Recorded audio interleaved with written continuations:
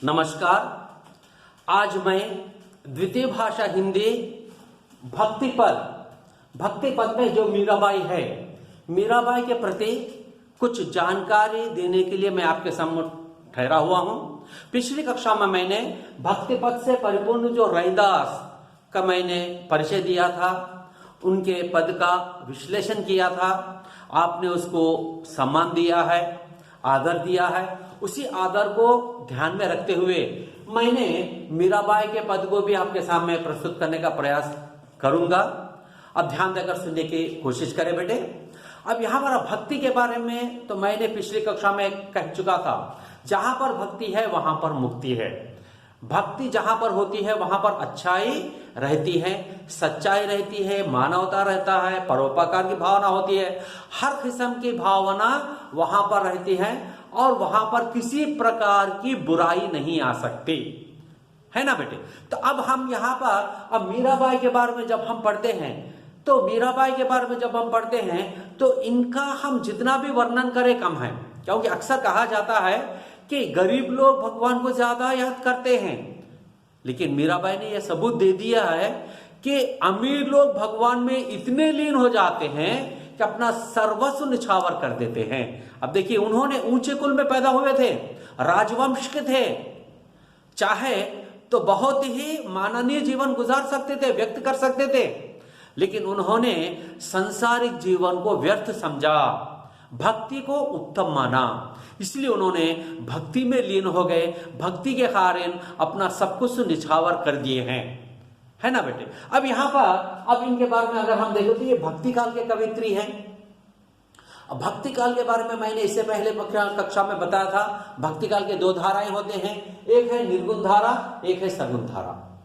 तो जब हम पिछली कक्षा में पढ़ते थे उसमें हम देखे हैं कि निर्गुण धारा के बारे में हम जानकारी हासिल कर रहे थे, लेकिन अब हमें निर्गुण धारा के बारे में पढ़ना नहीं है। क्यों?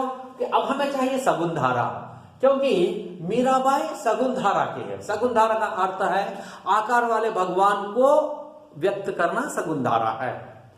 ओके, तो यहाँ पर सगुण धारा के दो धाराएं हैं, एक है राम भक्त शाखा, दूसरा है कृष्ण भक्त शाखा। अब हमें राम भक्त शाखा को भी लेना नहीं है, हमें चलना है कृष्ण भक्त शाखा की ओर, क्योंकि मीराबाई भक्ति काल की, सगुण धारा की, कृष्ण भक्त शाखा की प्रसिद्ध कवयित्री मानी जाती है।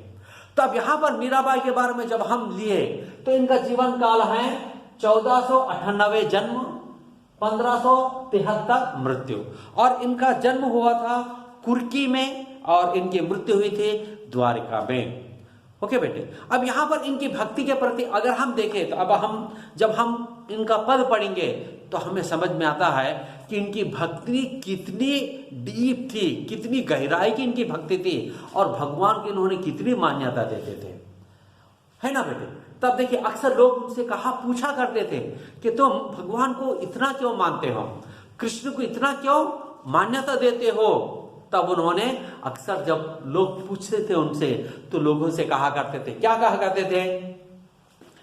पायो जी मैं तो राम रतन धन पायो, पायो जी मैं तो राम रतन धन पायो, वस्तु आमोलक दी मेरे सतगुरु कृपा कर अपनायो, पायो जी मैं तो राम रतन धन पायो, जन्म जन्म की पूंजी पाई जग में सभी खोआयो, खर्च न कूटे चोर न लूटे दिन दिनत बड़ सवायो, पायो जी मैं तो राम रतन धन पायो, सत की नाव खेविटिय सतगुरु भव सागर तर आयो, मीरा के प्रभु गिरधर नारक हरक हरक जस पायो, पायो जी मैं तो राम रतन धन पायो, पायो जी मैं तो राम रतन धन पायो। अब देखिए, यहाँ पर उन्होंने तो राम नामक शब्द क्यों यहाँ पर प्रयोग किया है कि यहाँ पर उच्चारण में आसान हो, क्योंकि राम ही कृष्ण है, मतलब ये तीन रूप हैं, विष्णु का रूप ही कृष्ण है, कृष्ण का रूप ही राम है। तो इस तरह से ये एक इस संसार में जब जब भी बुराई आई हुई है, उन बुराई को रोकने के लिए भगवान एक एक रूप लेकर धारण करे हैं।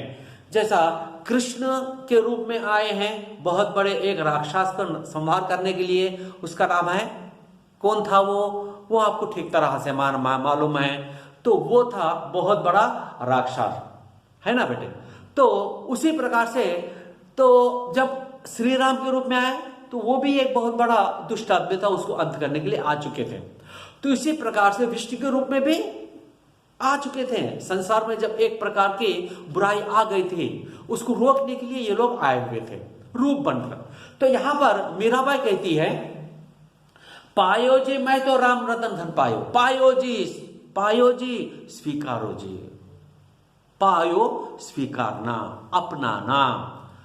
हे दुनिया वालों, पाओ, स्वीकारो, मान्यता दो, भक्ति में लीन हो जाओ। जैसे मैंने राम रतन तो धन को पाया है, फिर ये धन कैसा है, कौन दिए हैं, वस्तु अमोलक दी मेरे सदगुरु, मेरे सच्चू गुरु ने मुझ पर कृपा करके मुझे दिए हैं। क्यों दिए हैं, इसलिए दिए हैं कि मेरी भक्ति वैसी है, मैं भक्ति में उतनी लीन हो पाई हूं, इसलिए मुझे उन्होंने दी है। फिर ये भक्ति कैसी है, ये भक्ति रूपी धन कैसा है, कैसे है ये, जन्म जन्म की पूंजी पाई, जग में सभी खोवायो, यानी संसार वाले जो धन खो दिए हैं उस धन को मैंने पा लिया है। संसार वालों को भक्ति रूपी धन से प्यार नहीं, उनको कौन सा धन चाहिए, आयशो आराम रूपी धन चाहिए, है ना, एंजॉय करने का धन चाहिए, मनी धन चाहिए।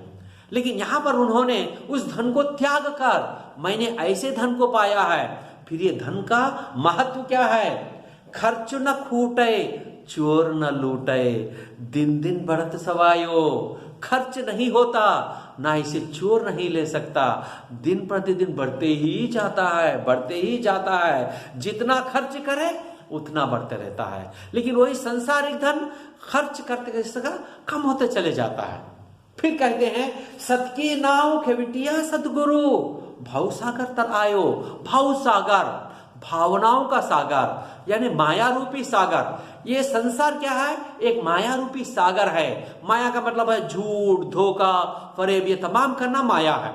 माया रूपी सागर से मेरे सदगुरु ने नाव चलाई है। कौन सी नाव, सच्चाई रूपी नाव। ये सच्चाई रूपी नाव, ये नाव है, कैसी नाव है, इस नाव सच्चाई की है। सच्चाई की नाव चलाकर मेरे सदगुरु ने मुझे भाव रूपी सागर को पार कराए हैं। फिर कहते हैं, मीरा के प्रभु गिरिधर नागर, मीरा मेरे प्रभु गिरिधर नागर है। गिरिधर, गिरी को धारण करने वाले, गिरी को धारण करने वाले, यानी पहाड़ को अपनी कन उंगली में उठा दिए थे। कब उठा दिए थे, जब संसार वालों पर आपत्ति आई थी, है ना बेटे। तो नागर बहुत चतुर है, हरक हरक जस गायो, उनके लिए मैं खुश खुश होकर, संतुष्ट होकर भक्ति में लीन हो जाती हूं। तो यहां पर मीराबाई ये कहना चाहती है कि भक्ति में इतना लीन हो जाओ कि भगवान आप पे फिदा हो जाए। जब होगा फिदा, भगवान जब आप पे फिदा है तो संसार से कोई आपको जुदा नहीं कर सकता है ना बेटे। तो और इसके जो अर्थ हैं और इसका भाव है, पर हम दूसरी कक्षा में फिर हम पढ़ने का प्रयास करेंगे। धन्यवाद बेटे।